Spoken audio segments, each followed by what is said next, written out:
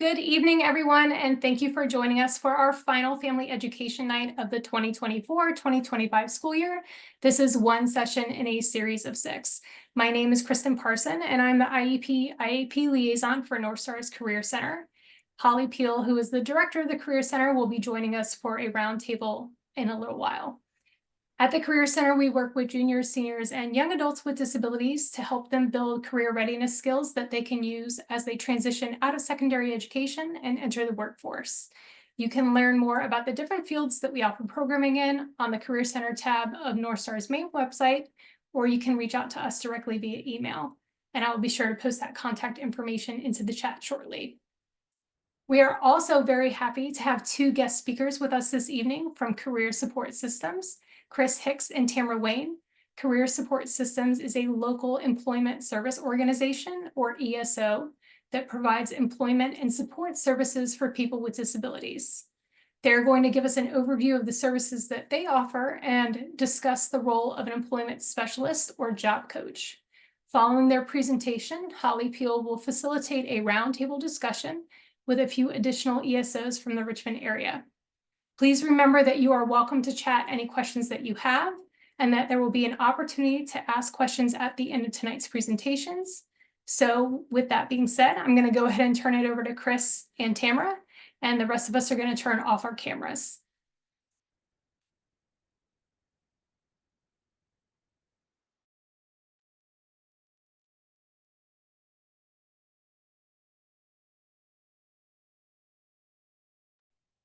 Thank you, Kristen. This is Christopher Hicks and Tamara Wain from Career Supports.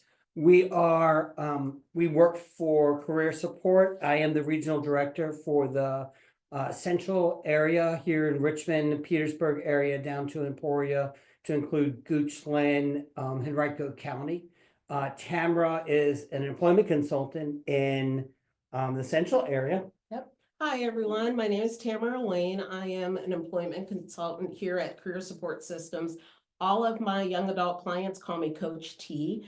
My job is really to help bridge any gaps with finding employment, job readiness, anything that has to do with job-related things and supported employment. It's nice that everyone's on the call tonight.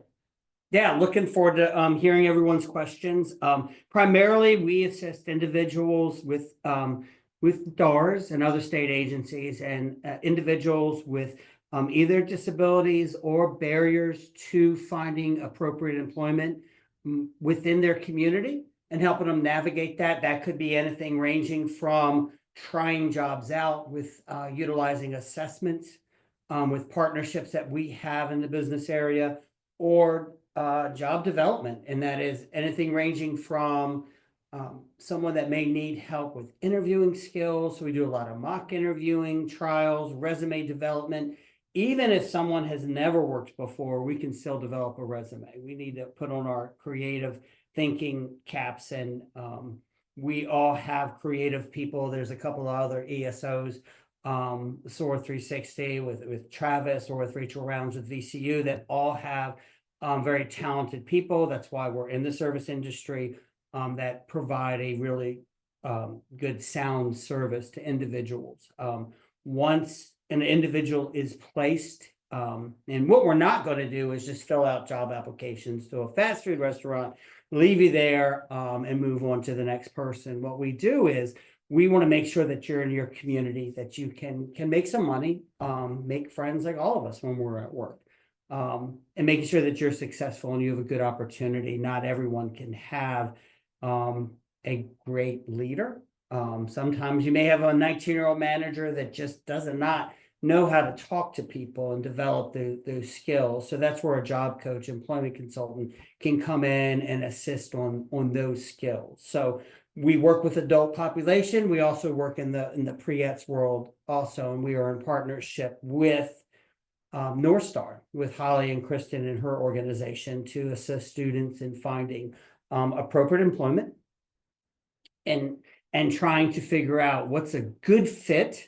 We have, for instance, if we have a young individual that wants to work with animals, and I'm sure that Travis, Chris, and Rachel would have probably heard this before. Well, what does that mean? We worked with individuals that may have never even owned an animal, a pet.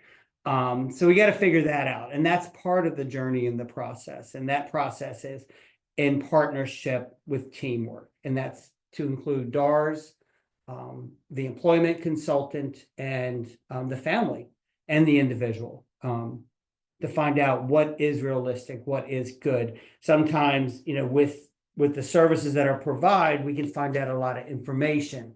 For example, we worked with a young woman years ago that wanted to work with animals, and she never worked with animals.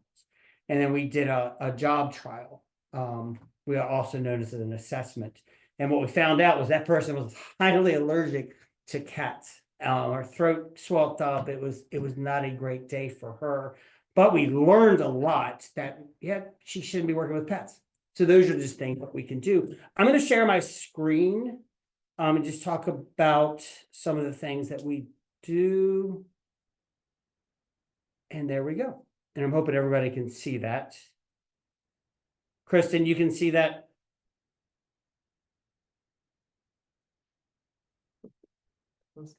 Yep, we're good to go. Thank you so much.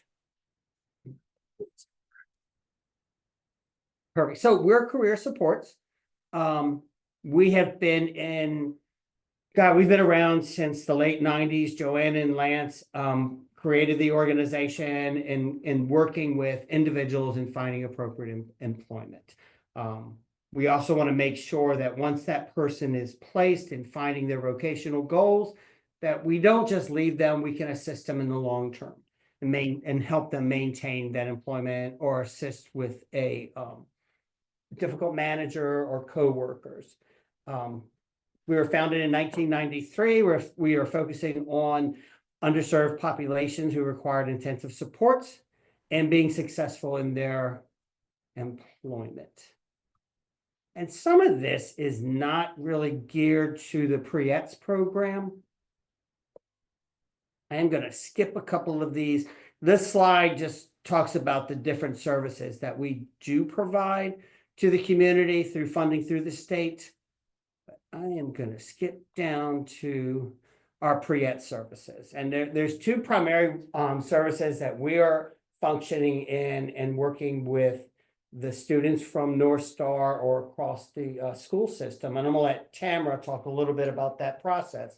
But the way we get the students is a referral through DARS. And then we meet with them. We do a pretty intensive intake. We do an ISP, individualized service plan, which is essentially like a roadmap to services. We're not just inventing things. We're all on the same page. And nothing that we're doing should be anything outside of the DARS guidelines of the services, what we all have agreed to. But I'm going to let Tamara talk about what she does and the magic she works in the community. So that's exactly right, Chris. I get so excited when I get a chance to meet with a new client and their support team, which is typically their family. We sit down, we do an intake where I get to find out some more information about the client and get not only feedback from the client, but also feedback from family members who know the client the very best. In doing the intake, we also set up an individual support plan, and that game plan is what I use all the way through my support service for the client that I'm going to be helping. When I do my work-based learning experiences, we're basing the places that I'm searching and connecting my client with based on the ISP, based on the intake. It's all connected. So what's really great for me is that after usually a few weeks of doing some of the work-based learning experiences, and we've already completed the intake and we've set up a really good game plan with the ISP, I really get to know my clients and they get to know me, and we can speak freely about experiences that they would like to try. And then we also get to speak really openly and freely about things that might not be a good fit we're always trying to, my goal as a job coach is always to try to encourage some kind of growth. And sometimes growth means that you have to do a few things that are maybe outside of your comfort zone to find out what you do like and what you don't like. And so it's a really fun experience for me. And I'd like to make it fun for the parents. And part of making it fun is that I might over communicate. I typically communicate weekly with my client and their support team so that we're just always on the same page and we're able to get out ahead of any issues that come up. And we also really anticipate that things will come up. And when you kind of have a proven track record of communicating, then they know that whatever comes up, we're going to deal with it. We're going to learn how to pivot. That's like the beginning of life skills anyhow. You have to learn that, sometimes you have to be able to pivot and go with the flow. So I enjoy the work-based learning experiences. The family members, support members, and also the client will get to learn a lot about themselves that way. And maybe even rethink what they were thinking was going to be their dream job. If you get a chance to do some different experiences, then it can sometimes help narrow things down. And then with the work readiness training, I really think for us that falls more into, I usually make mock interview study sheets so that my folks don't have to have any kind of anxiety about worrying that when they meet with managers at these work-based experiences and they say, tell me about yourself, or what do you like to do, or anything like that. We've already reviewed those things together so that they're already getting some good adulting one-on-one of what you'll do in the real workplace. So just good stuff. Pre-ETS is good stuff. It's just a good way, a good foundation for the future. And to Tamara's point about the services, there's a DAR side to everything, as there's a Northstar side to everything and a CSS side to everything. We all have requirements that we must need to meet. But the one thing that all of our agencies do really well, whether it's SOAR or Travis's organization, Opus Network, or VCU, we communicate really well and effectively. So anything, any hiccups or just we didn't meet that week, or we are going to meet, or things that just happen, we're communicating with everyone. You guys are in the chain, the family, with DARS, with us, with Holly and her team are in the know on what's going on, what's working, what's not working. And there have been, we never want to say that there's been missteps or failures because, that's knowledge, that's information. So if one site doesn't work out really well and it wasn't what, your child was hoping for, and it didn't work out, that's not a failure, that's information. Now we know we have information, and we're getting information from Holly and her team as well on things that we're seeing. Part of the process with our intake is that Tamara, when she does it, Tamara is she doesn't know this, but she should be a talk show host because she can talk to anybody and get really great information and get them at ease and talking to them. And it's a great skill set to have for our staff and the individual, because we're out there working together and finding out what's going to be the best spot for an individual. Things that we ask from the family perspective is if you're going on vacation or you have summer schools or programs that are set up, let us know. We can build around that. And that, again, that's information that we can adjust to. Tamara, an employment consultant here at Career Supports, I have 12 filled now. I have about 4 more vacancies, but each of those staff members have anywhere from 22 to 31 individuals on their caseload. And that could be a mental health client, it could be an adult VR, it could be anybody looking for a job or that has been placed. So, but we prioritize our schedules as needed as things come up. Staff send me their schedules Monday morning, so we kind of know what's going on, so we can adjust when life happens. And if we need to adjust, we will adjust. We'll make that happen. But the main thing is that we are communicating that to everybody. So if the family's in the know, I can guarantee you Holly is in the know, as is the DARS counselor.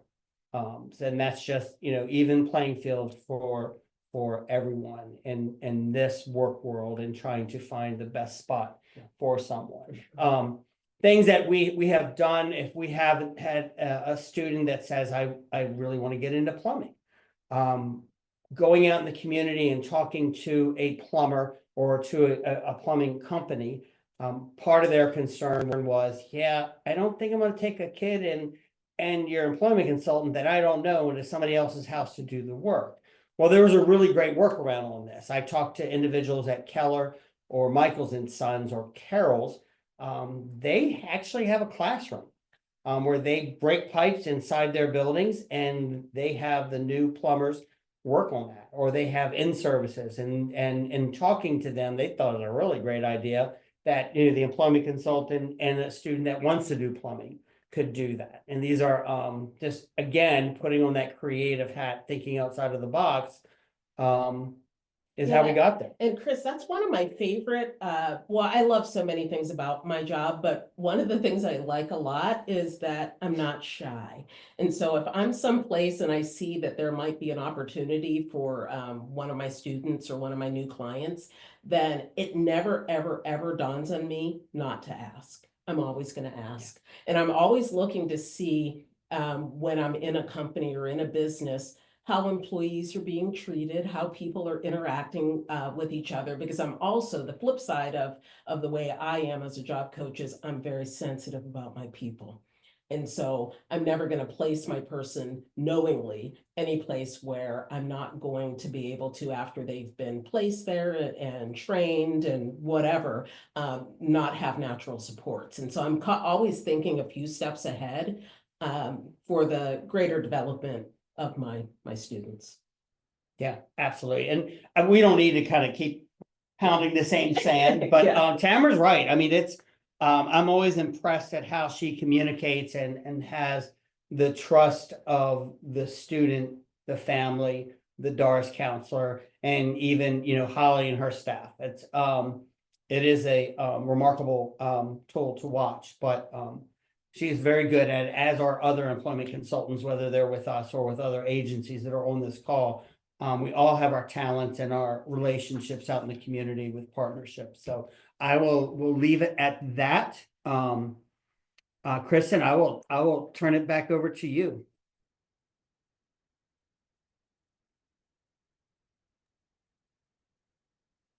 Great. Thank you guys so much for that presentation and the overview. As you guys mentioned, we really value the collaborative relationship that we have with you. And I think that's really what makes the students and the working partnership so successful with the students. So I'm going to go ahead and let Holly kind of switch gears over to the next thing. She's going to be facilitating our roundtable. So Chris, Tamara, and then a few other guests from local ESOs are going to be joining us and answering some more in-depth questions as well. Well, thank you all so much for that excellent presentation. We really appreciate being in partnership with you and for all of that valuable information that you just shared. And we are very excited tonight because we have multiple representatives from ESOs in the community, those employment service organizations, who will be joining us momentarily. And just as a note, a reminder, these presentations will be shared with you via email and also will be posted on our website. So what I'm about to share is some general information about employment service organizations. And when we get to the specific ones, these slides are linked to their websites and to the information about their services. So if you see a presentation or hear someone commenting and that seems like it might be a good fit for your needs, you can follow these links in order to learn more about their services. First, I would like to here we go. Remind you all about some of the tools and resources that we have on our Northstar website, and these are posted under Family Education Nights. It is March, and for those folks who are attending Northstar Career Academy, when we come back from spring break, that's when we're going to be diving deep into our job search process, either for those of you who are looking for summer employment or for those of you who are graduating and moving on and ready to jump into employment as your main focus. We've developed a job search checklist that I strongly encourage you to go check out. These are all things that most of you have probably seen or thought about before, but in the rush of jumping into a job search, maybe slip your mind. So I would encourage you to take a look. So for example, every year we have a handful of families who get, a student gets a job offer and they realize, oh no, we don't have a legal ID for our person yet. We need to go back and figure out where we filed that birth certificate, or we need to make an appointment at DMV and make sure that we have all of the documentation we need to satisfy the I-9 process, because when you get hired in the United States, you have to prove that you are able to legally work here. So just little things like that. If you have a fun email address that maybe references things that have more to do with your private life, you may want to set up a new email address that is a little bit more professional that you can use to fill out applications and so forth. All right, can I invite our roundtable participants to turn on their cameras? And I would love to have you all go around and introduce yourselves. We do have one colleague who was unable to attend, but who is in partnership with us. Chris Martin is a wonderful partner through SOAR 365. A number of our students work with them for work-based learning services, work experiences, and for vocational rehabilitation. So I'm going to go through that. And our next person is Travis. Well, Holly, Travis, would you like... did you need for me to say Oh, anything? there you are, Chris. I'm sorry, I didn't see that you had come. How are you doing? Good. How are you doing? Look, here's your slide. Would you like to introduce yourself? Sure. I am Chris Martin. I'm the Director of Employment Services at SOAR 365. Some of our services, this is the employment service slide, but some of our other services that we always like to say that we offer from babies to past retirement. So we have early intervention programs, youth programs, adult programs. We also have a camp and respite. Some of you may know our camp at Camp Baker. And then, of course, our employment services. Under employment services, we have our own jobs here. We have employment opportunities right here at SOAR 365 on various contracts, such as one of the big ones that we have is we have a commercial grounds management company, as well as we support the Defense Supply Center, which is a federal contract that we have. We actually have 3 of them. We support the Visitor Center. So if you're trying to get on the base, or, that's the Visitor Center, you have to go through the Visitor Center. So it's probably one of the SOAR 365 employees. We clean 46 buildings out there, and we're in charge of all the grounds out there. Under my, leadership is the employment services or supported employment. And under that, we do pre-ETS, pre-employment transition services, which Tamara and Chris did a nice job tonight talking to you all about what pre-ETS is. And then also under pre-ETS, we also partner with many schools. I mean, certainly Northstar Academy is one of the schools that we partner with, as well as some of the county school divisions. With pre-ETS, and of course, like Chris mentioned tonight, the Department of Aging and Rehabilitative Services is where you would go to, get referred and so forth. And we work with the Department of Aging and Rehabilitative Services. We also do supported employment and customized employment. And I'll stop. All right. Well, thank you so much, Chris. And I'm so glad you were able to join us. Next, I think we have Travis. And I'm just having a moment of a technical difficulty. So Travis, if you want to start talking while I figure out my view. Hey everyone, my name is Travis with the UFS Network. Our services are very similar to everyone else on here, so I won't talk too much about that, but we do serve all ages. We've begun providing pre-ET services for students at Northstar and other agencies. We're a smaller organization. We tend to keep our caseloads pretty small, just so we can spend an adequate amount of time with all of our folks. I got to tell you, I wish that pre-ETS was more of an emphasis back when I was in school. Just a great way to save a lot of time, really. Get a head start on being employment ready, but also kind of learn where to focus your educational pursuits, and when it comes to college, in a lot of cases, save thousands of dollars. So we're glad to be providing the services. Thank you so much. And it's been exciting to start our partnership with you this year. All right, Rachel, thank you for joining us again. Absolutely.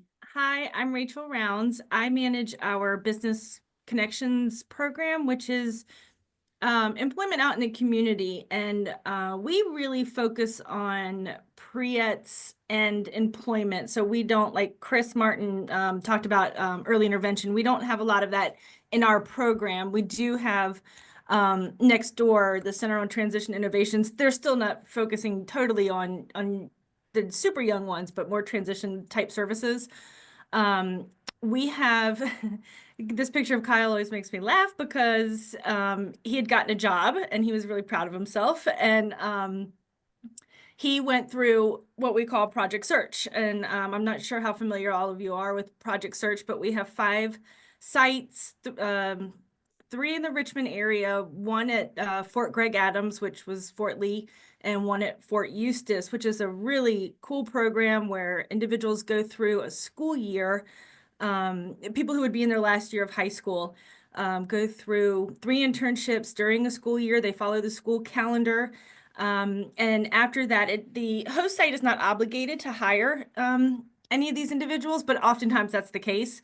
But then if they're not hired at the host site, then they come out into the community and our job coaches assist with all of the job development and job site training there. You know, VCU is a huge research university, so we do a lot of research as it relates to employment for individuals with disabilities. We used to focus solely on the individual, and in the last few years, we've kind of switched gears to looking at employers and why are you hiring individuals with disabilities? How has it affected the culture? How has the job coach helped you in this process? So just like Chris and Travis and Chris from Career Supports, we provide those employment supports. We don't do as much pre-ets as some other agencies do, but we do have some pre-ets cases. A lot of it's done next door in the Center for Transition Innovations because they are transition services that they work on. So, but we will do what we call work-based learning because that's kind of our wheelhouse, is being out with employers and on job sites. So that's Thank you so much. Appreciate that. All right, so we have a series of questions prepared, and these are prepared because one of the things that we do at Northstar Career Center is every student who participates has a liaison, a case manager, but then also we assign them a faculty who really drill down and work intensively with them on transition questions. And so we put our heads together and figured out what are the questions that we get the most often. And we wind up usually in our case management meetings paraphrasing you all. And we thought it would be helpful if we had this round table where they could hear from you directly instead of having them go through us in different situations. So I'm going to send the first question first to Chris Martin, and then if anyone else wants to address it, that would be great. And we will roll through these. Participants, please, if you have questions as well, drop those in the chat and we will also share them. So I will just kick it off by asking a broader question. Will you please name the top 2 or 3 strategies that you see bringing your clients to success in their job development process? So yes, it's always a great question. And one of the things that we do, of course, in pre-ets, as you know, we do a lot with work-based learning, work experiences, and we're collecting data as employment specialists. We're always looking for that data and so forth and collecting that as much as we can. On the adult side, we do what's called situational assessments. And that's where we take a person out to do, you know, that kind of that career interest, those preferences. We're looking at, you know, what is the person's interest? What are their preferences? What are their strengths? And so I tell you about that piece because when we're looking at employers, just like Tamara said, she's out there all the time, just like I am. We all are. Travis, Rachel, all of us are out there with these, Chris, all of us are out there with these businesses, and we're looking at new businesses, and sometimes it's walk in the door, and sometimes they shut the door on you, and sometimes you have to go back, and sometimes it's a phone call, sometimes there are businesses that somebody else has told us about.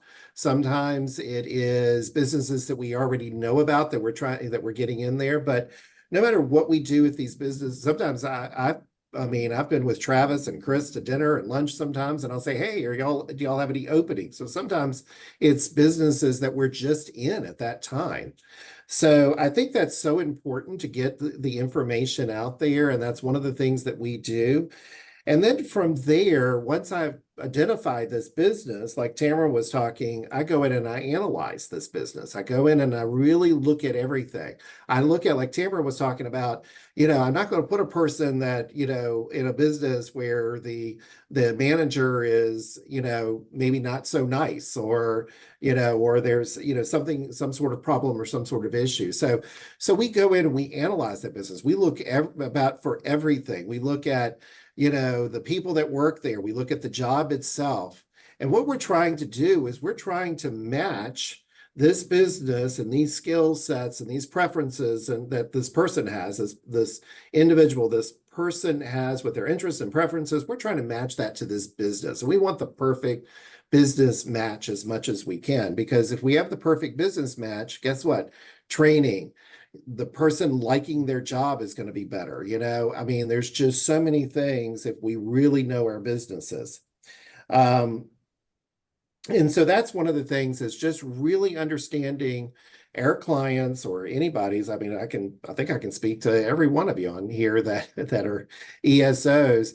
We really want to get to know our people so that we can best match that business. And we want to get to know our businesses too.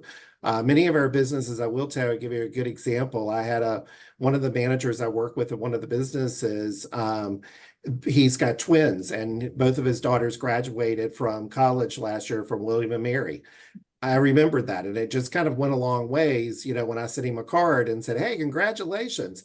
And I do that because I want to keep him. He didn't have anybody he hired right then and there, but he always has job openings, and he's always calling me first to say, "Hey, do you have a person? You know what we do. Can you help me?" So, so it's building those relationships. I think it's a great strategy. And then just really knowing both parties, and bringing that together. Thank you so much for sharing that in such great detail.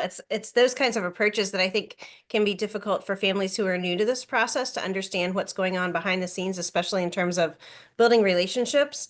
And I would add, one of the things that we have learned is that sometimes our parents who are, engaged in the business community can be a critical part of that network building as well. And I am humbled and grateful for so many parents who work through us, where they say, maybe I don't see an opportunity for my child or someone who has my child's profile of strengths and needs at my place of business, but I'm going to be really engaged in the employment resource group, where I'm going to reach out to you and see, could we do something else together?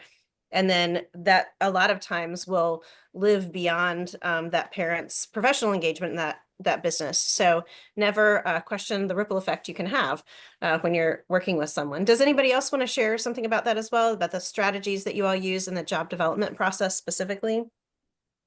Sure. So I was just going to share one thing to kind of piggyback on what Chris Martin was saying. And it really is important. I think that, we wouldn't be doing this if we didn't have a heart for the folks that we support. And so part of it really is always kind of having our Nancy Drew, or in your case, Chris, your Hardy Boys set of eyes on things to try to find resources. But I think sometimes we forget to nurture the relationships that we've built with these companies, because we'll place someone and then maybe we won't have another placement or another interaction for months and months and months. And the really good part of that relationship and what's so vital is still keeping contact with them. I think sometimes we forget, we're so busy with the folks that we support. We forget that both sides of it, of the relationships are important. The relationship with the client and the parents and their support team, but then the relationship with the businesses as well. I love that part of it, because when it all comes together, it's a beautiful thing.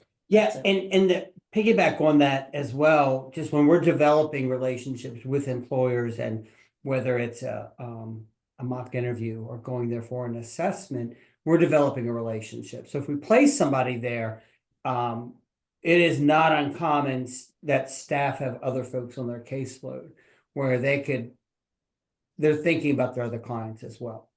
And they're developing, oh God, I could bring them here for situational assessment. Or it is not uncommon that employers where we've placed people and been successful, and they see the employment consultant as an insurance policy, an extra set of eyes as a trainer, they would reach out and say, "Hey, Chris, Tamara, Yeah. do you have anybody else? Yeah. Could we try something out?" And when we have these dialogue with employers, we also work with a TANF population who are going through their own barriers and struggles. And when we're having a conversation, it is not uncommon that a hiring manager could say, yeah, I have somebody that has barriers to employment, whether that's a disability or whether that struggles socially or has an addiction. But it sparks a conversation and makes it more real, more personable, Yeah, for sure. and placing people. So we're more conscious and and developing that community relationship. Yeah, and to add to all of that, I'm sure you see me nodding my head all over the place, agreeing with everybody, and I'll try to keep the head nodding to a minimum. I will echo everything that everybody just said, but then also add, and Holly, you started to talk about this a little bit, starting with our friends and family network, whether that's the job coaches friends and family network, or it's the clients friends and family network. Start with who you know first, and then we branch out from there. And, when I hire a new job coach, one of the things I tell them is so much of this position is about, creating and maintaining relationships, whether that's with the employer, the client, the DARS counselor, whoever's in that person's support team. We could teach you how to provide interventions and what interventions work for, X, Y, and Z. But like, you also have to be a people person who, and like what Tamara said, who cares about what we're doing. And then just briefly, I'll just give a quick little story. Marketing materials are also really, really important. I was going around one day, literally cold calling, knocking on doors, and I went into a business. They were a very small business. They weren't ready to hire anybody. And I left them our marketing packet. And literally a year later, they called me and because they held onto that packet, and we got somebody a job there. Same thing just happened. I did a SHRM presentation, and about a year and a half later, the woman reached out to me, held up our materials, and I kept it. and we made 3 placements out of that. So, fostering those relationships, our marketing material, caring about our clients, starting with our friends and family network, those are all huge components to successful job development. Something I'll throw out there quick is that from the job seeker side of things, I think the biggest determinant of being successful is motivation. Being motivated to work and wanting to be part of the process. Really you need to come with that, but at times, part of our function is to help with that.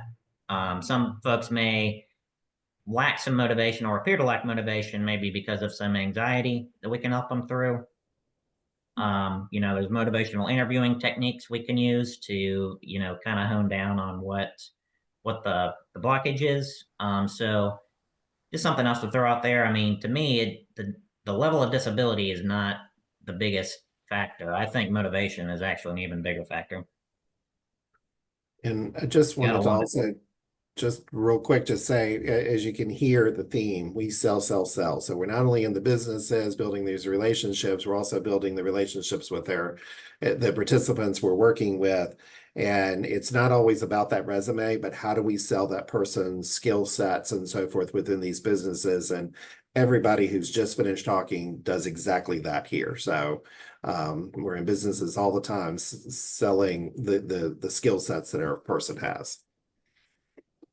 Thank you. Those are great points. And I really appreciate, Travis, that you pointed out. Sometimes someone may appear to lack motivation, and really the issue is anxiety. We see that in spades. Moving into the capital R, capital W real world is quite a process for anyone. And then if you're navigating these barriers and you don't have a lot of role models to look at, sometimes that can make it a lot harder. So Travis, I'm going to come back to you. The job development and the job search process has a whole lot of steps. What do you find to be the most common pitfalls that our job seekers should avoid? There's one in particular I want to talk about. So in the case of what we're talking about here, these are young job seekers, and a lot of them are coming to us with an idea of what they want to do. But a couple different things that may be barriers to that. They may not be qualified for what they want to do. And they also most likely don't actually know what they want to do. It's kind of impossible to if you've never had the chance to put yourself out there and try different things. So what, the pitfall would be, I would say, not being open-minded. And so I'll give a few examples of how that can play out. So sometimes folks will come to us and they want to pursue something that, is a great goal, but they really just aren't qualified to actually do a work experience with that. I think a common example would be IT. Without the computer skills needed, you're not necessarily going to be able to do a job in that area. But what I would say is we could help you find something that will help build up skills that are important for IT. A lot of folks don't realize that IT jobs involve working with people a lot of the time, especially at the entry level if you're going to do like a help desk position or something like that. So a customer service job, I think, is actually a great way to build your skills for that. Another scenario is you might not actually like what you think you like. Take someone who wants to work with animals, but doesn't like to get up early when most of the kennels start taking animals in. Maybe doesn't like to get dirty, doesn't like to clean up poop. You're going to find that out when you do an experience and, may decide to go in a different direction. On the flip side, you may like something that you thought you didn't. A lot of folks go through school and they hate math. Maybe they take like an accounting class in college and they don't like that. A lot of those things that aren't fun in school, though, are actually better when you do them in the real world. Like just bookkeeping and accounting as an example, not the most fun thing to learn, but a lot more interesting when you're dealing with real numbers and solving real problems. And I mean, even better if you're dealing with your own money. So the way an actual job, how you feel about an actual job may be different than what you're led to believe in school.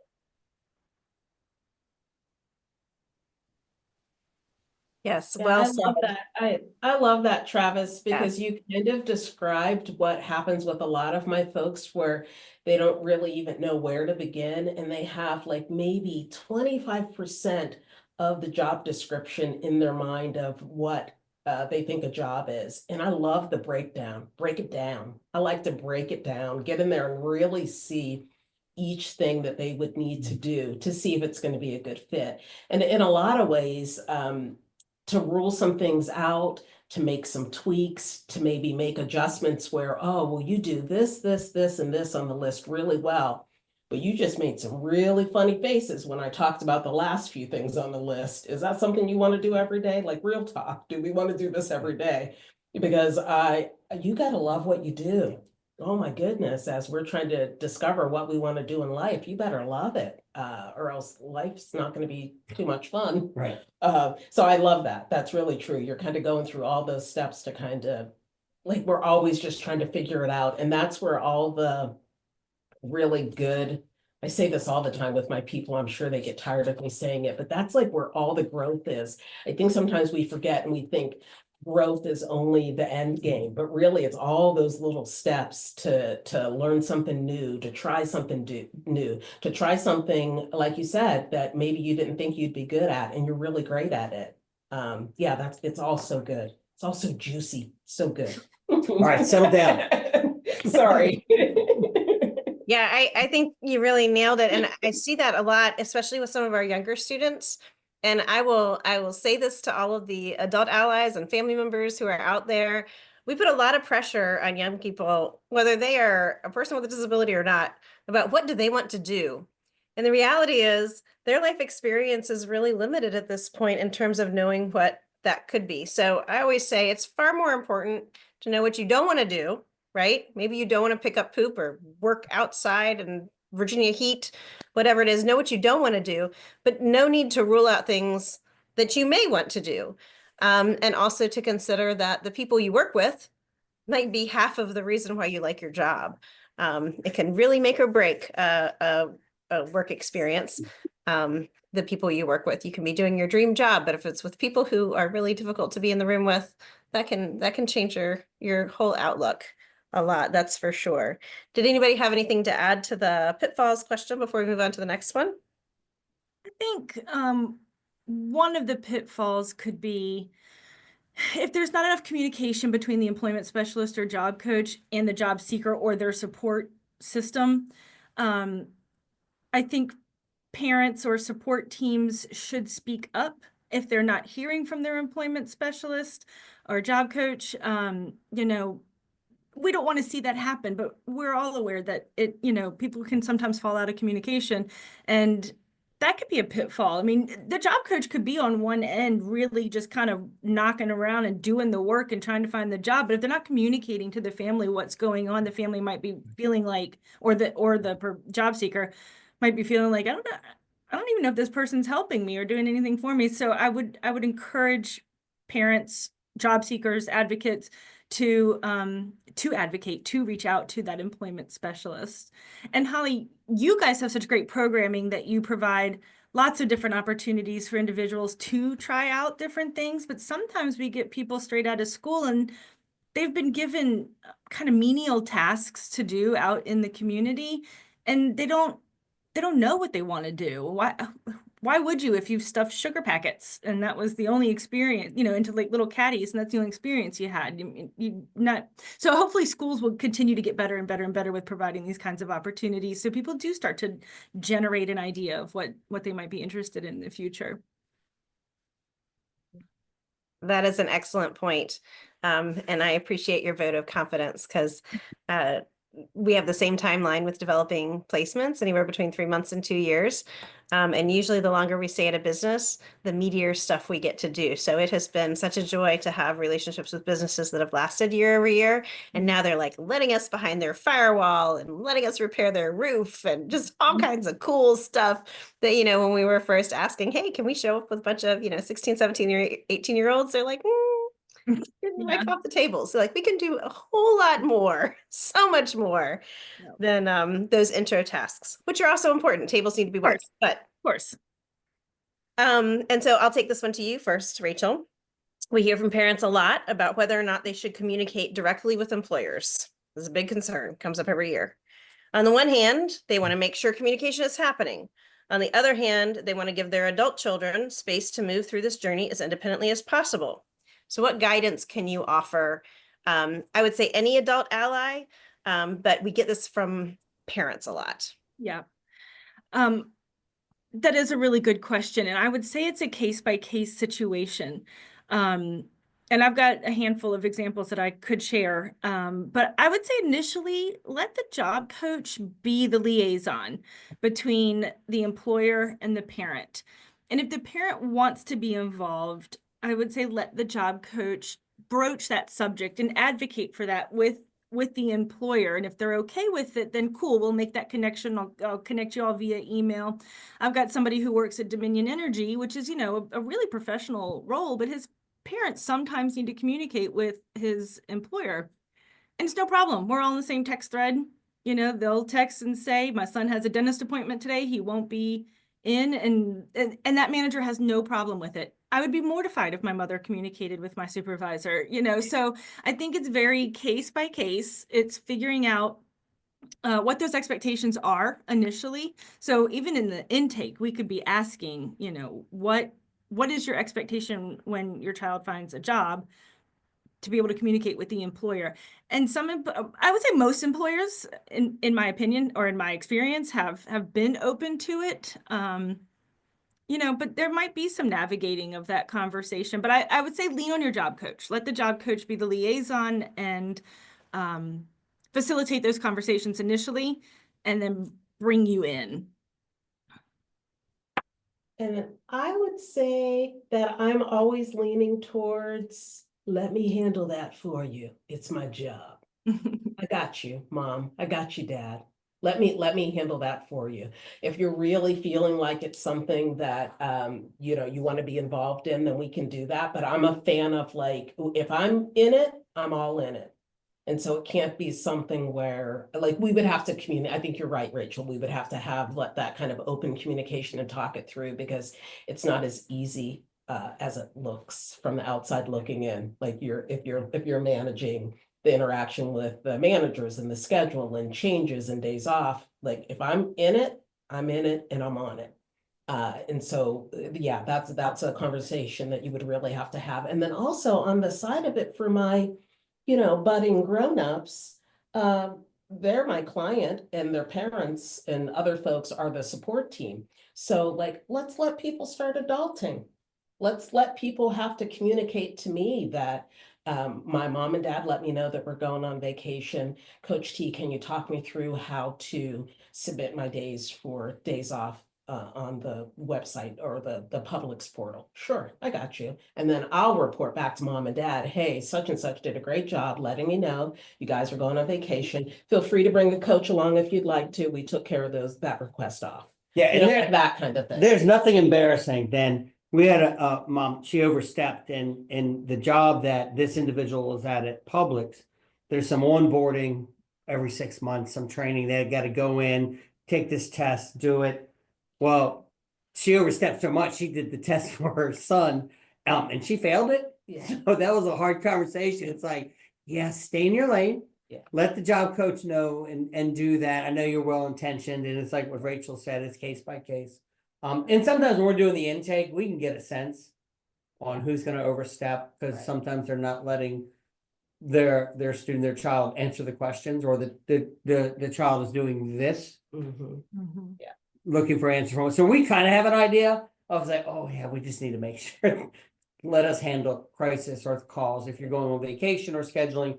Yeah, but it's case by case, and it's rough. It's hard, but it's well intentioned. It's coming from a good place, and it just needs to be managed. And growth is supposed to be a bit uncomfortable. It really is. Like, it's supposed to be that kind of, this is really awkward. I'm feeling some kind of way. This is making my tummy hurt and making me kind of anxious, but with the correct support, we're going to push through it. That's where the good stuff, that's where the growth lives. And so I think as long as you're communicating that to the parents, and yeah, as long as you're communicating it to them, it usually works okay. We've had a parent overstep before, and she wasn't friendly. And so when something came up with the job, the decision to keep that person employed, in our opinion, the words weren't said, or they didn't want to deal with that mother anymore. So they let the person go instead of working with the job coach to Exactly. And then it confuses the managers as well. They're trying to figure out, okay, well, they've just welcomed you into their company. You've just helped create this win-win situation. And now you're bringing someone else into the relationship or into the mix. It's confusing. Like, who am I? Am I calling you when something happens with Johnny and his bagging is too slow? Or am I, like they just don't know what to do. And so I'm a control freak. I like to make sure that I'm communicating in a way that the parents will know without a doubt that if they need something, they can come to me. Like, I got you, and we'll talk it through and we'll figure it out together. But I really need you to, it comes down to trust. I need you to trust that I'm doing what's right by your young adult, and you can communicate that with me and we can talk it through. Don't call the manager, please. I love those answers, and I appreciate that it runs the gamut a little bit, because we also run into situations where job coaches change. So like, if we have this great trusting relationship with a job coach and they've got us, great. But then, people leave, they move on, we transition, we go to another ESO. Right. It's like, well, how do I handle the transition? I don't want my adult child to lose the job during this time. The other big one, and at Northstar, we get a lot of students who come to us because of critical health needs. They just do better in a smaller building when they have sometimes life-threatening health conditions. And it is daunting to hand that off to a middle person who you may or may not know very well. So I think in those situations, I really love the guidance of working through the job coach and letting the job coach take the lead. But also think about how you would handle that if it were your spouse or someone else who has a life-threatening condition. You're going to have an emergency contact to navigate those situations. And we need to not forget that that is a really good strategy for anyone who is working in the community who may have those needs, right? And those strategies can be in place. Just because you're going through a supported employment process doesn't take that away, right? But we can get so close to it that we forget those things. Yeah. right? So it's really important to keep those things in mind, that those things can all blend together. So thank you all so much for that. All right, next questions coming to Tamara and Chris first. There are a lot of popular press articles providing advice about how to best present yourself in an interview. What pieces of advice would you offer as the most salient? Be prepared. Preparation, preparation, preparation.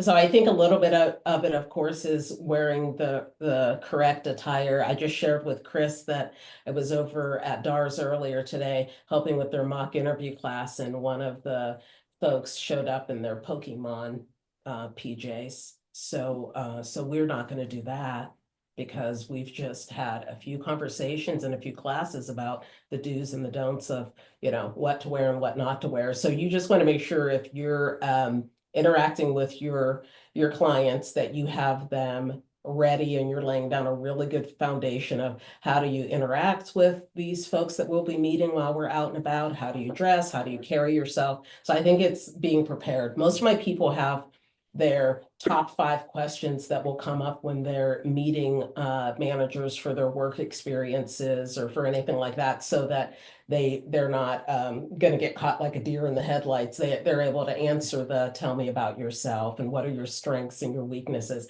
And I make sure that they know what their strengths are. And I make sure that they know that a weakness just means that it's something that you need to work on, because we all have things we need to work on. And then we flip it and turn it around and let practice what your weakness is and how you turn it around, so that when they're meeting these folks, their world is, a lot of my folks, their world is very small. It's like the mom, dad, teachers, grandparents, siblings. And so to be out and about and interact with these grown-ups that you've never met before, the best way to deal with it is to be prepared. So I love it. Yeah, and I think we need to be intentional with what we're saying, our messaging. We're meeting with folks, we're doing dry runs, dress rehearsals, role play, and practicing, and we just need to make sure we're being clear.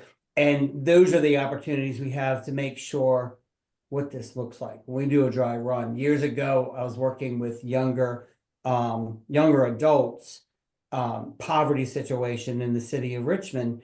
And I was working with this young kid, and I said, hey, tomorrow we're going to do a mock interview. I need you to wear clean clothes tomorrow. I got you, Mr. Chris. He shows up, down Richmond. We had an office. He shows up in a, this is February. He shows up in a tank top t-shirt, that said, I love fat chicks. And he saw the look on my face, and he was like, you said clean. This is all I have. And I was like, oh, that's on you, Chris. That's on you. Yeah. So we need to make sure that our messaging to and understanding where people are, where they're, and I was mad at myself, because I was like, I did say that. And you were right. You did nothing wrong. Let's talk about why this doesn't look good. But making sure that the employment consultant, that we do these dry runs to make sure what that looks like, that our phones are off, that our watches are off, things like that. I'm giving Tamara's watch is going off, but I'm giving her a hard time. Just making sure that those things, that these little things that we may not, think about. Because a lot of times we're automatically doing this, looking at our phones, or when we get nervous, making sure that they're off, that we're getting the best possible version of you, and even, pushing those limits on interviews. To see if there's any tics that we're not aware of. I had recently interviewed this young woman, social work background, and she was a leg rocker. I mean, her leg was just going like Ringo Starr. I was like, well, you've got to calm down if you're going to work with people. But those are just things that we find out. It's those little things that we can help them get across the finish line. Practice. Yep. Right, and outerwear. Nothing says I'm going to pay you 70% of what I had planned when you have a professional outfit, but then you took a nappy hoodie and threw it on over top, right? And then that we have discovered, some employers don't like smokers because they see, oh, that person's going to take a smoke break. So for our smoking population, we will tell them, get a set of clothes clean, put it inside of a Ziploc bag or something, so it doesn't smell like smoke. Because if somebody doesn't smoke, they can smell it. So if your clothes are sitting in your bedroom and you're smoking. So these are just things why we Yeah. do dress rehearsal. These little things we just don't think about. It's like, oh. All right, Chris Martin, here's a tough one coming at you. And I'm laughing at your cell phone input as I read this question from my cell phone. Many of our students are hesitant to ask for accommodations at work. As we know, disclosing a disability can be tricky. What guidance would you offer our job seekers as they decide how to broach this issue? So I think if we go back to what Tamara, and all of us have really been saying, but I know Tamara said it earlier, is in 2 questions ago, is first of all, we have to look at that self-advocacy piece, being a self-advocate and understanding who we are as a person. Every person is an individual. Every person has got their own, one of the things we really, that we do here is really, and I know all of you do, I don't know what I'm saying here, but all of us do this, is we have what's called like an intake meeting. So when folks come in, we really look at who they are and have them start self-advocating for themselves and start talking about, how do they learn best and how do they work best and what are the supports they're going to need, within that particular job. And a lot of times employers like to hear that as well. That's on one side, okay? So sometimes people will say, should I tell them that I have a disability? Well, the Department of Labor has kind of set up those regulations that if you do say that you've got a disability on a particular employment position, then they have to be sure that they're offering you those accommodations. And we're seeing that employers, a lot of times people will say, well, I may not get a job if I don't, disclose or whatever. And yeah, it does become tricky at times, but not so much anymore. I mean, we're finding more and more employers would like to do that. They just want to understand who this person is. They want to understand who you are. They want to understand, what supports are they going to need to be in place. Once again, Tamara talked about a while ago, looking for those right employers. And that's one of the things that we do is we're in those employers and working with those employers and working on your behalf to be sure that they understand your skill sets, your strengths, your interests, and so forth. But you too are self-advocating for these pieces and parts about yourself and talking through with employers. So I think it is a tricky question, Holly. I think, you can kind of go a couple of different directions. Can't wait to hear from Rachel and Travis on this, but and Tamara. But I do think that, self-advocacy is important. And I think, if you do decide to disclose, and it's a choice, once again, it's a choice. And if you do decide to disclose, then, you have those, they do have to provide those accommodations. I'll give you a good example. We have 2 actual employment specialists who are people with autism here. And, they disclose that they have, autism. And one of the things that I did within the accommodations and so forth as working with them is I was like, okay, how can I support you? What can I do as an employer? And it works. I mean, it's one of those things that they're, I understand what they need from me to make things work for themselves when they're out working with other clients and so forth, through this. And it's a plan that I have put into place. It is a plan that is there that we are, we review every single year to be sure that I'm doing as an employer what I need to be doing to support this person that I have on my staff with a disability. Silence. I see everybody's going silent on me. It's a tough one, right? It's a tough one. I would love if more people could weigh in and just share some of your experience about how this can go both ways. I think this is something that is relevant throughout someone's life, but particularly in the position of a person who watches teenagers leave high school and enter the adult world. There can be a lot of feelings that certain challenges were present because they were at school, and sometimes they are right? Because the workplace is different. So being able to anticipate what supports you'll need versus what supports you no longer need because you don't have to go to school anymore, that can be a really tough call. So I would love to hear more from other folks that have got some input. Yeah, I feel like oh, sorry, Rachel. That's okay. I was just saying Chris's notes, or what Chris said, was basically my notes, even the word tricky. I've got disclosure can be tricky. You know, we had, and you do exactly what Chris said. You explain the benefits to disclosing, and if somebody chooses not to disclose, we don't disclose. But years ago, I worked with a woman who was on the autism spectrum, and she was adamant about not disclosing.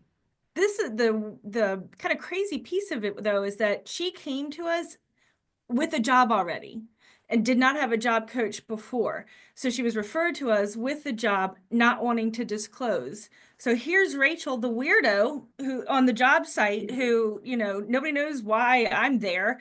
You know, I presented it in such a way that I said, I work with individuals. I help them, you know, figure out supports that they need to make themselves successful in the job. I don't remember exactly what my wording was, but without having to say this person has a disability and, you know, or I probably did say I was a job coach.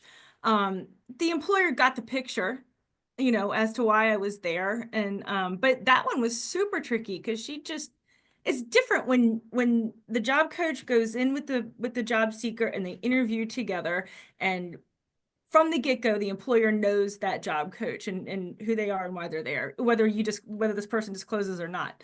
But when somebody came to us without a job coach previously, but also employed, and then I've got to figure out how to tactfully explain why I'm on their job site. You know, tricky is a big word if somebody doesn't want to disclose their disability. And there's a myriad of reasons why somebody wouldn't. And we get it, you know, we understand they don't want to be treated differently. So yeah, we just talk through the pros and cons and let that person come to their own decision about whether they do or don't want to disclose, and then move forward with that. And just But to, I mean, I guess the I biggest, agree with all of that. Just to add though, one other thing that we'll talk to employers about is that we're not just here to support the job seeker, but we're here to support the employer. You know, we are a resource for everyone, and we can help you get the best out of your staff. And similar to what you were saying, you know, when we, you know, talk to the employer about what we do, I like to throw out that we serve a lot of different populations. So, you know, I might say we serve students, we serve folks transitioning to a new career after an injury, we support veterans, folks with disabilities, you know, just throw it in there, and then our person could be any number of those categories. And then as you go, you kind of feel out what specific supports they need, and you might determine at a later point if a more specific disclosure of what they need is necessary, but a lot of times it's not. that's so true, Travis. And I feel like whether our clients decide to disclose or not, no matter what, it's our job to bridge whatever gaps do come up, whether those gaps be in training and communication, in the social aspect of things. Some of my folks have the most difficult time not clocking in, clocking out, not being hardworking and doing their job and being punctual, but sitting in the break room for that awkward 15 minutes with coworkers. Like, what do I talk about? I got a text message the other day, Coach T, I don't know what to talk about. I said, well, you know, I mean, we can always talk about what my grandfather always talks about, which is the weather. The weather is always something good to talk about. And so he told me, he said, I tried it. It worked. We talked about the weather. I said, it's great. But like, sometimes that's really what they're trying to maneuver, all the things that we, unfortunately, I feel like take for granted sometimes, that we can just strike up conversations easily with folks. And so, yeah, we bridge gaps. That's what we do, whether they disclose or not. Whenever we're needed, we come in to bridge whatever gaps we need to, for sure. Thank you. That's excellent input. One point of clarity, just because I know that some of our folks who are participating or who are planning on watching this later, you do not have to have your job coach or employment specialist at your work site. So if what you want is to work with someone and you want them to coach you and practice and help you with training and onboarding, and never have anyone you work with know, that is an option. Okay. It doesn't happen frequently, but yes, it is absolutely an option, and it is your private information, and you do not have to disclose ever if you don't want to. So that is one piece.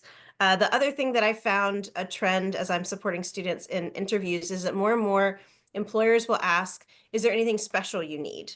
And you don't have to say, I need to wear headphones because I'm on the spectrum and I'm sensitive to auditory noise. You can just say, I really work more effectively when I can listen to music, or I can have headphones, or we had a student who was working at in a garden center, and he was having a hard time remembering all the steps of what he had to do, and there was a rule against having cell phones out. And he said, you know, if I'm only using the cell phone to look at my to-do list, I think I'll just be more effective. And they were like, okay, don't abuse it, but sure. And that worked very, very well. And it didn't have to be a discussion about a diagnosis and a disability and ADA and all of those things, because, you know, employers want their businesses to be successful and they want their employees to be successful. So that can be a really good take on things. All right. I've got an eye on the time. This has been a great conversation. Let's see. Here's one that, let's see. Travis, you are up. All right, many of our families share confidence that their students are going to be very valuable team members at a business, but are very concerned about other employees taking advantage of them. So things like, here, hold this, and wait, now I'm in a compromised situation, right? Would you please share insights about this concern grounded in your experience with integrated employment? Yeah, so part of our job is to first scope out the job beforehand if we can. It's about finding a good fit.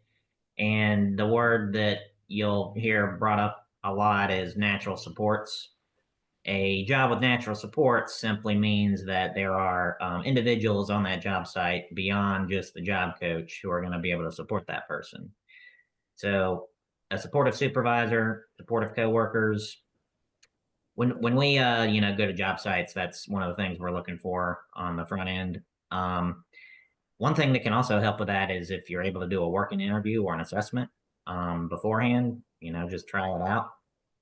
I was actually trying to think of recent examples of individuals we've worked with that have had issues with coworkers or been mistreated by coworkers.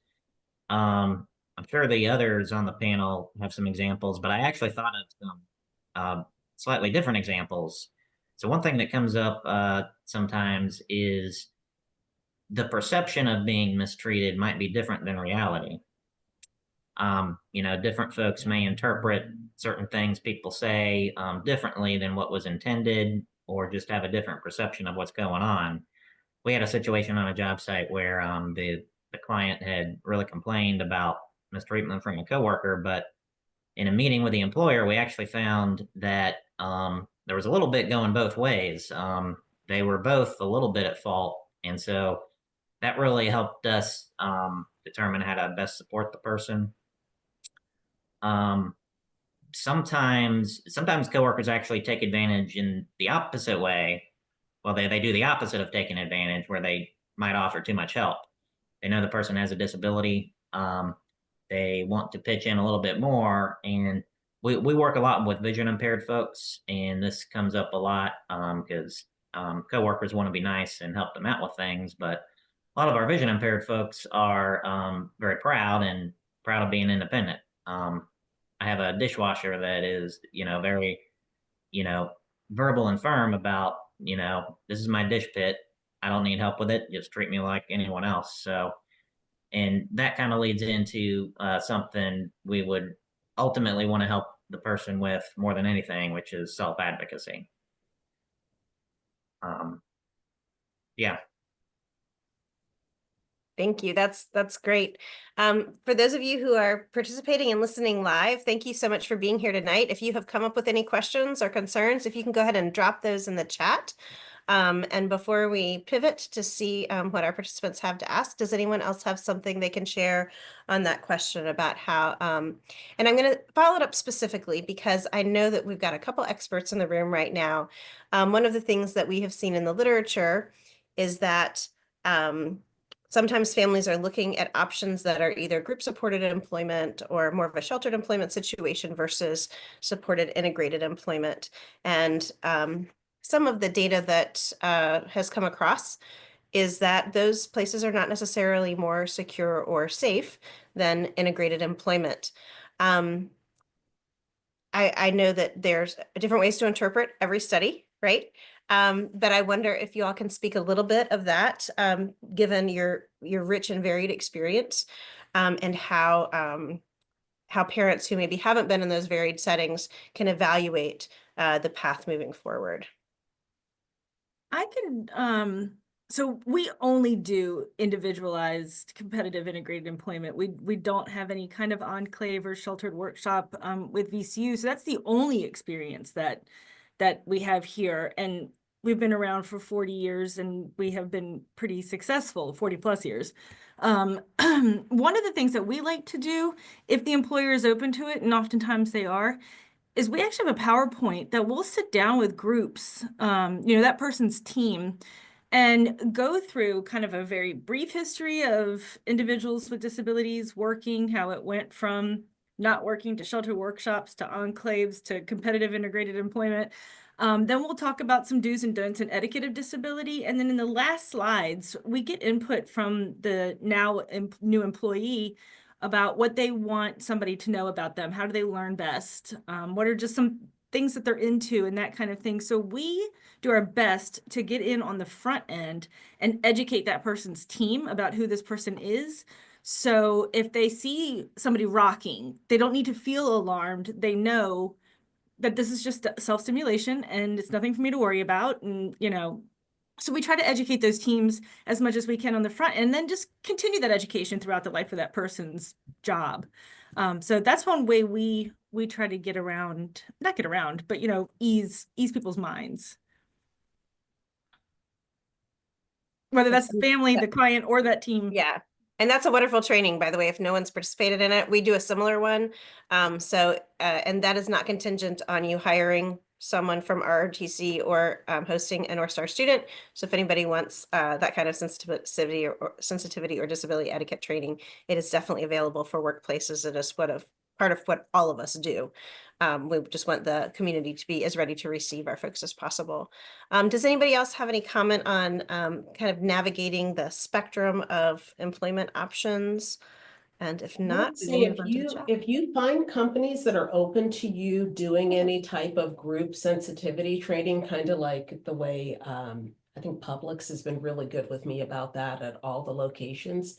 Really, this is back to what we were talking about in the very beginning, really nurture that. Once you set up those times to do that, make them really fun, make them short, quick, engaging kind of trainings so that the employees there will talk to other people about it, and then more and more of our folks will be welcome in those spaces. Because that's my ultimate goal, is when you understand more, then you don't have to hesitate to hire people that have superpowers to do these jobs. Yeah, so it's just those kind of environments where people, maybe they didn't know before, but if they sit in on a sensitivity training, then they'll feel more comfortable with having our folks that do things a little bit different, or maybe people that they're not exposed to, working with them, they're more open to that. And I love that, because that's what it's all about. Absolutely. And one of my favorite part about doing those trainings is more often than not, when I do them, someone will disclose that they have a disability who's in the room who already worked there. And their colleague will turn to them and say, I've been working with you for 15 years. I didn't know you lived with whatever it is. And this is the first time they feel comfortable disclosing. So suddenly, there's this snowball effect of having that training session. You've got your new person coming in. Now they have an instant ally, right? From someone who knows that company, has been successful in that company, and now has freshly disclosed that this is something that they live with, navigating similar challenges. All right, well, I don't see any questions in the chat, so I just have to thank all of you again for all of your insights and contributions. And thank you so much for taking the time out of your extremely busy schedules to be here with us tonight. We are so grateful, and we are very happy that we get to share this directly with our families, and also that it will be on the website to be streamed by anyone who accesses it. So thank you again. Really, really appreciate you. Thanks so much for the Thanks for inviting us. Have a good night. Thanks everyone for coming.